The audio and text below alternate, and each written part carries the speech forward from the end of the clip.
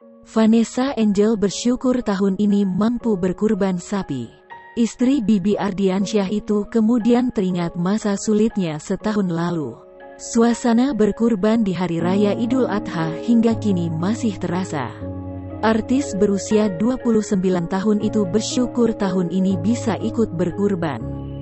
Lewat unggahan di Instagram, Vanessa terlihat berkurban sapi. Tampak pula potret Galas Sky yang berpose menjulurkan lidah. Dalam captionnya, Vanessa tak mampu membendung rasa syukurnya. Istri Bibi Ardiansyah tersebut teringat momen Idul Adha tahun lalu.